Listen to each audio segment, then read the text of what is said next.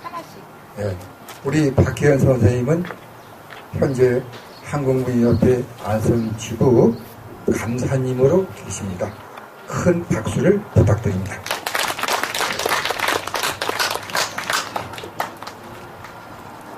선생님의 꿈으로 송춘복, 서울의 남산에서 또 해화동에서 선생님의 꿈을 저는 펴보고 있습니다. 열정이었던 한 시인의 꿈을, 사랑이었던 한 시인의 꿈을, 여정이었던 한 숙의 꿈을 오늘은 제 꿈으로 엮고 있습니다. 늘 이승이라 믿었던 그 꿈으로 이제는 저승에 둔 선생의 꿈으로 아드님과 며느님 그리고 따님과 문우들과 제자들과 후배들과 더불어 그 꿈을 다시 이승으로 이끌어와서 오늘은 잔치를 펴고 있습니다.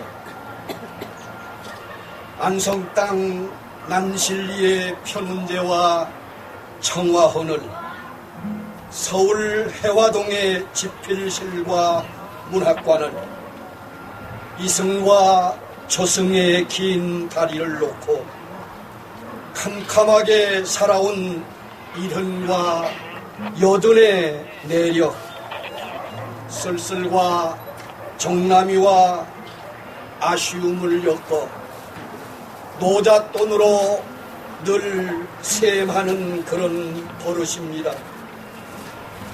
이승에서 다하지 못한 시간을 잊고 저승에서 챙기지 못한 동료를 쌓아 오늘과 내일 또 낮과 밤으로 나누지 않고 외로움과 헤어지는 연습을 해가면서 손을 나누어도 섞별치 않는 작별의 아름다움, 그 모두를 지금 배우며 우리 기다리고 있습니다.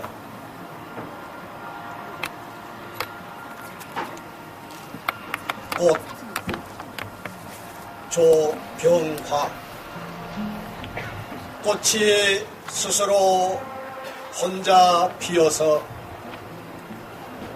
한동안 이승을 구경하다 가듯이 나도 그렇게 구경하다 가리. 꽃이 꺾이면 꺾이는 대로 그렇게 꺾어 가듯이 나도 그렇게 이승을 살다 가리. 꽃이 어느 불행한 시인에게 눈에 들어 사랑을 받듯이 나도 그렇게 어느 불행한 여인에게 그렇게 눈에 들어 사랑을 받았으면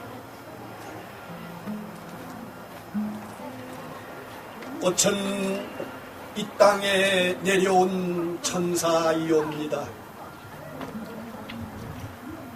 지상에 내려와서 그저 웃음으로 만물 앞에 고요히 있습니다.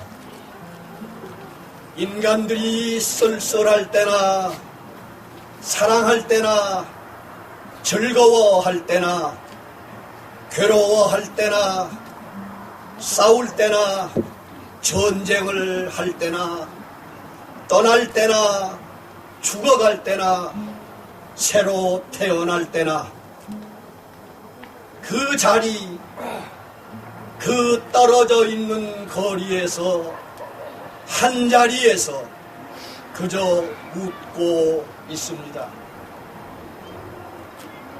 천사는 말을 잊어버렸습니다.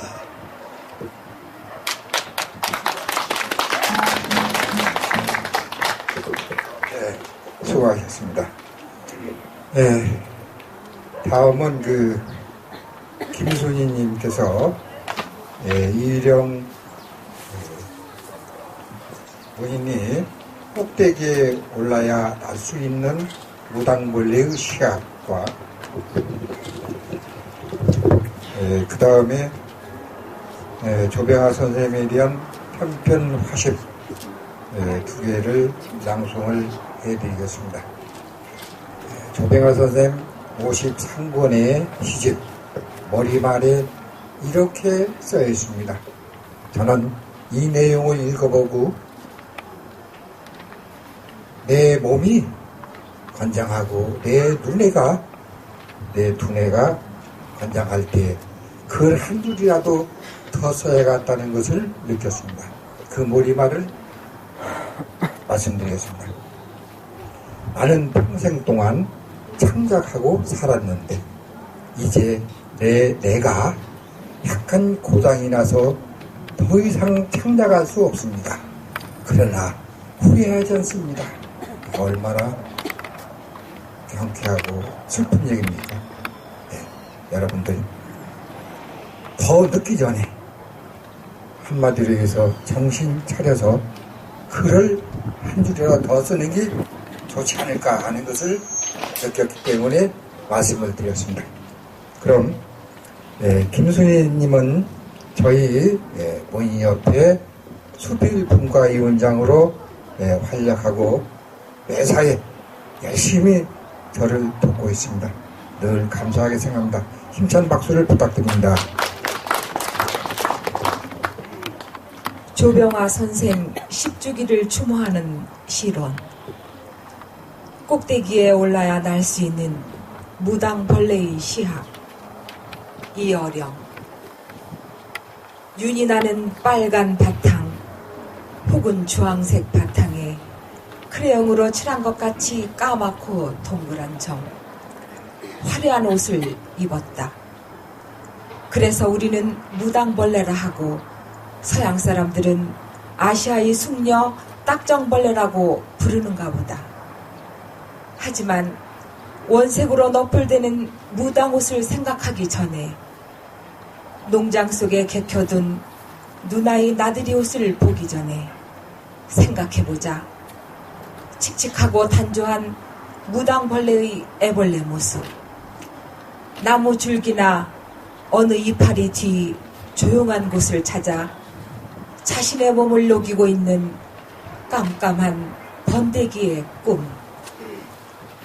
보아라, 음산한 집에서 어둠을 비집고 나오는 변신의 기적. 구겨진 날개가 펴지면서 차츰 윤택이 나고 제 색깔을 찾는 거짓말처럼 아롱진 무당벌레의 딱딱한 앞날개. 그리고 그 속에 감춰진 또 하나의 다른 한쪽 날개의 비밀. 대체로 시인은 무당벌레를 닮아 많이 잠자고 꿈꾸고 그러다가 어느 날 앞날개 뒷날개를 얻어 무당옷 같은 혹은 아시아 숙녀의 깜짝 놀랄 색깔과 땡땡이 점을 얻는다. 그리고 맨 아래 땅바닥에서부터 차츰 위로 기어오르다가 하늘과 맞닿은 식물 줄기 꼭지점에 이르면 비로소 난다. 무당벌레와 시인은 세상을 사는 습관이 같아서 진딧물처럼 한 곳에 붙어 살지 않는다. 곤충학자와 시학을 연구하는 학자들은 아주 다른 세상에서 살지만 이때만은 이구동성으로 말한다. 그것이 풀이든 나무이든 더 이상 오를 수 없는 꼭지점에 이르면 허공에 맞닿은 그 순수한 꼭대기의 경계선을 발견하지 않으면 결코 날개를 펴고 날지 않는다. 정점에 이르지 않고서는 무당벌레와 시인은 그냥 기어다닐 뿐 딱딱한 날개 속에 숨겨둔 날개를 펴지 않는다. 조병아 시인은 어느 눈부신 날 우리 몰래 날 수 있는 그 꼭지점에 이르러 그리고 감춰둔 속날개를 펴고 우리가 사는 곳과 다른 곳으로 날아갔다. 보지 않았는가? 그가 피우던 파이프에서 오르던 보랏빛 연기. 조금씩 색깔이 변하면서 허공이 어느 정점에서 사라져도 버렸던 것을 지금 시인의 딱딱한 날개에 찍힌 땡땡이 검은 동그란 점만 세고 있지만 기다리자. 우리도 언젠가는 무당벌레가 날아간 그 꼭지점을 보게 될 것이다.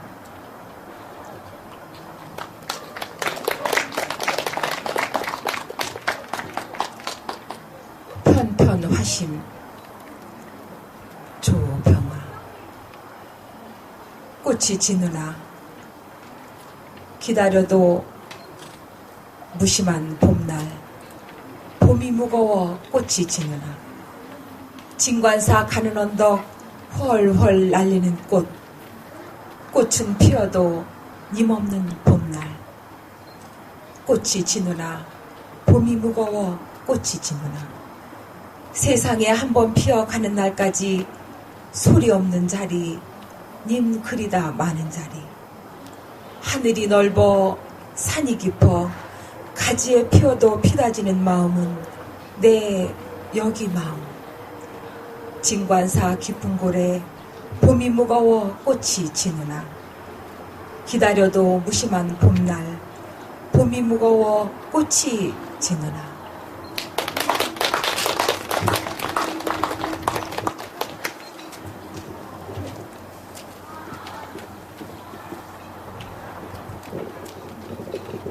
네, 조병아 선생님은 천적이라는 시에 결국 나의 천적은 나였던 거라고 했습니다. 우리가 어떤 일을 할 때에 계획은 잘 수립을 해놓고 3일 넘기가 어렵죠. 바로 3일을 넘기려면 자신과의 싸움이 아닌가라고 싶습니다. 저는 우리 조병아 선생님 시 중에서 천적이란 이 시를 제가 가끔 음미를 하고 이것을 생각하고 글을 씁니다. 글을 쓰는 것도 바로 내 자신을 극복해야 되더라는 얘기입니다. 그래서 제가 천적이라는 시를 금방 말씀을 드렸습니다. 다음에는 최혜석 시인님이 나오셔서 외로운 여행길 황금찬 시인님의 시와 그 다음에 하늘은 항상 하나 조병아 선생님 글을 낭송하겠습니다. 힘찬 박수를 부탁드립니다.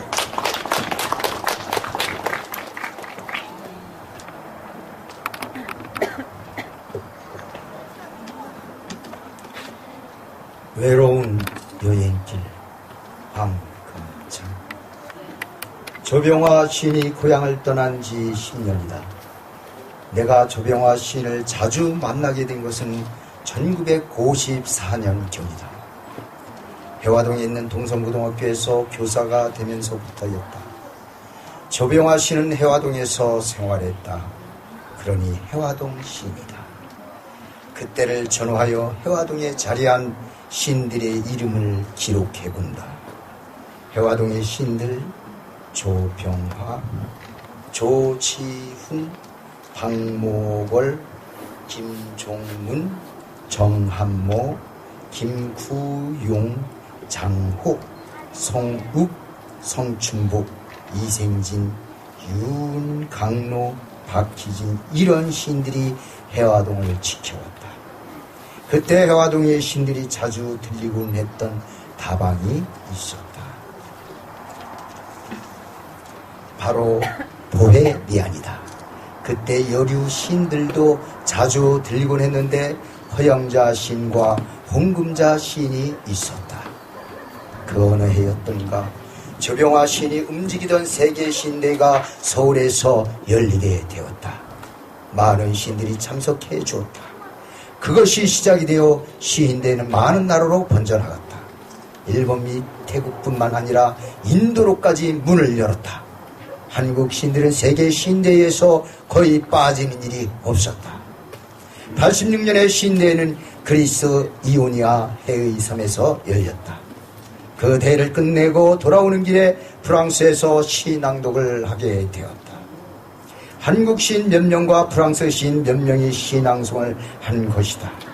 이 모임에 프랑스 팬클럽 회장이 참석해 주었다. 한국 시인들은 우리말로 낭송하고 영어로 번역된 시는 또 다른 시인이 낭송하기로 했다. 장소는 한국문화원이었다. 팬클럽 회장이 조병화 시인을 찾아갔다. 그가 하는 말이야. 한국 현대 시는 지금의 현대 시를 능가합니다. 그런데 그런 시를 우리들은 읽을 수가 없습니다. 번역이 되지 않아서요. 가능하면 한국에서 불어 번역을 좀 해주십시오. 조병화 시인이 다음과 같이 말했다. 6.25 전쟁이 끝나고 경제력이 약해져서 힘들 것 같습니다. 회장이 웃으면서 그러면 한국의 시를 그대로 보내주세요. 우리가 불어로 번역해서 읽으렵니다. 한국 시는 최고의 현대시입니다. 조병화 시인이 세상을 떠난 지 10년이란다. 그 말이 사실이라니 얼마나 슬픈 일인가. 그러나 시인들은 저 하늘나라의 신들만 모인 곳에 따르고 있답니다. 우리들은 그곳에서 다시 만날 것을 약속합니다. 시인들의 세계는 아름다운 세계일 것입니다. 조병화 시인이요, 안녕히. 시 낭독하겠습니다. 짧은 내용이지만 보고하겠습니다. 하늘은 항상 하나. 조병화. 감사합니다. 감사합니다. 이 많은 고마움 그저 흐느끼며 보이지 않는 이 흐느낌, 그저 많은 벗들의 정을 안고 총총 떠납니다. 하늘은 항상 하나를 나누기 위하여 우리들이 말이 있습니다. 어디나 이 땅, 인간과 인간이 사는 곳에. 감사합니다.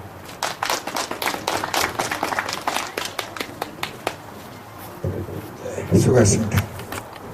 다음은 저희 문협의 김순자 시인님께서 해어등 펴는 선생 허영자 시인에 대한 글이고요.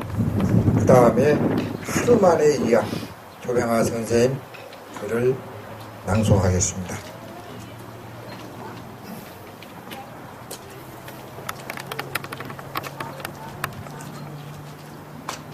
박수를 부탁드립니다.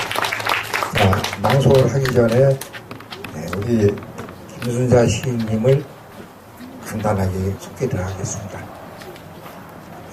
한국문예협회 안성지부가 창설한 지 만 20년이 지났습니다. 참 초창기에 창설 멤버로 지금까지 문예협회에 남아있는 분이 손으로 꼽을 정도로 서너 분이 없는 사람 중에 한 분입니다. 다시 말해서 이 안성문예협회에서 다른 협회로 또는 탈퇴하고 옮겨간 사람들도 많습니다. 나는 그런 것을 존경합니다. 처음부터 끝까지 안성문인을 위해서, 협회를 위해서 지켜줬다는 그 고마움을 이 자리에서 다시 한번 전하면서 앞으로도 많은 모노가 있기를 기원합니다. 그러면 김순자 시인님의 신앙송을 부탁드리겠습니다. 하루 만에 위안 조병화. 잊어버려야만 한다. 진정 잊어버려야만 한다. 오고 가는 먼 길가에서 인사 없이 헤어진 지금은 그 누구던가. 그 사람으로 잊어버려야만 한다.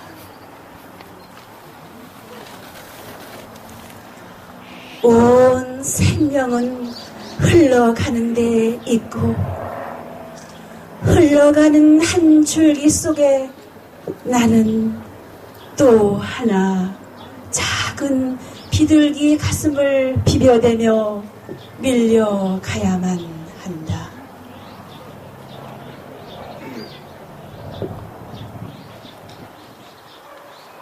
눈을 감으면 나와 가까운 어느 자리에 쌀이꽃이 마구 핀 잔디밭이 있어 잔디밭에 누워 마지막 하늘을 보는 내 그날이 온다. 그날이 있어 나는 살고 그날을 위하여 바쳐온 내 소리를 생각한다. 그날이 오면 잊어버려야만 한다. 진정 잊어버려야만 한다. 오고 가는 먼 길가에서 인사 없이 헤어진 지금은 그 누구던가. 그 사람으로 잊어버려야만 한다.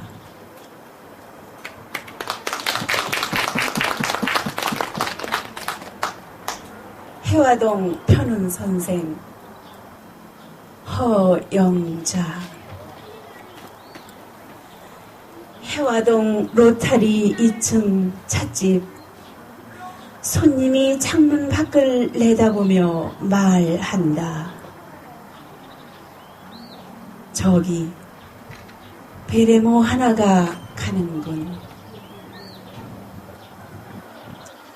찻집 건너편 해화동 성당.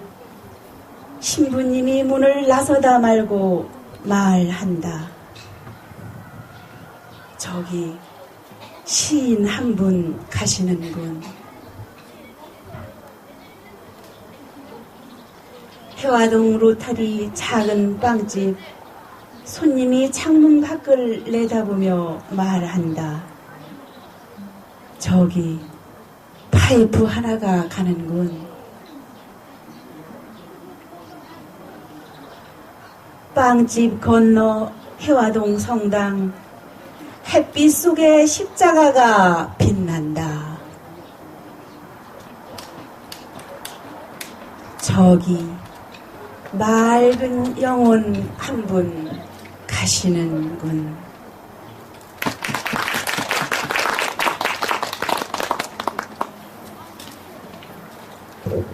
감사합니다.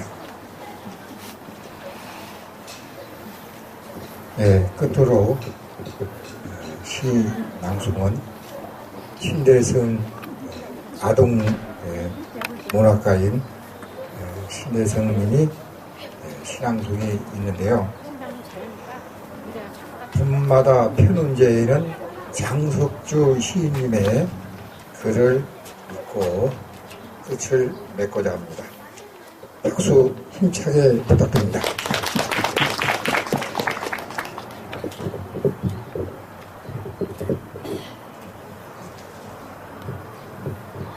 봄마다 편운제에는 장석주, 안성 난실리 편운제에는 봄마다 영산홍이 피고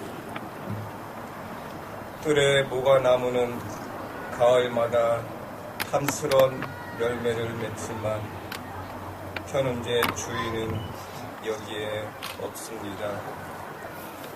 낭만과 파이프와 모자를 사랑했던 시인, 그보다는 사람, 그 자체, 고독이라는 실존 그 자체를 고요하게 품었던 시인. 올해가 조병화 선생님 가신 지 10년이라는 걸 알고 놀랐습니다.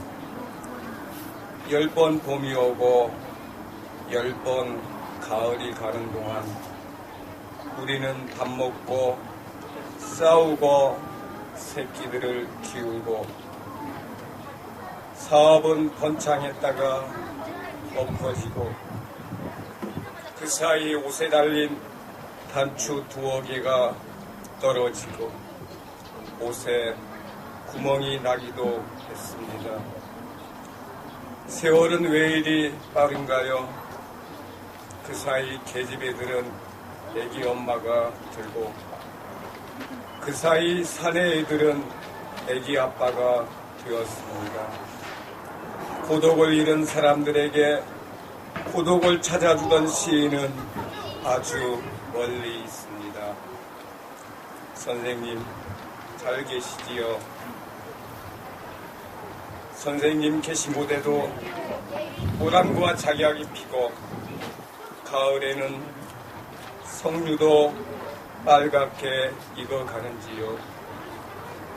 햇볕 좋은 새봄에 안성 난실리 편운제에 오셔서 영산홍꽃 위로 벌과 나비들 잉잉대는 광경도 둘러보시고 나이 어린 것들이 애써서 세상을 얼마나 싱그럽게 만드는지도 한 번쯤 봐주세요. 잘한 것은 잘했다고 칭찬을 해주시고 못한 것은 못했다고 야단도 쳐주세요. 그리운 선생님, 새봄에는 얼굴 한번 보여주세요.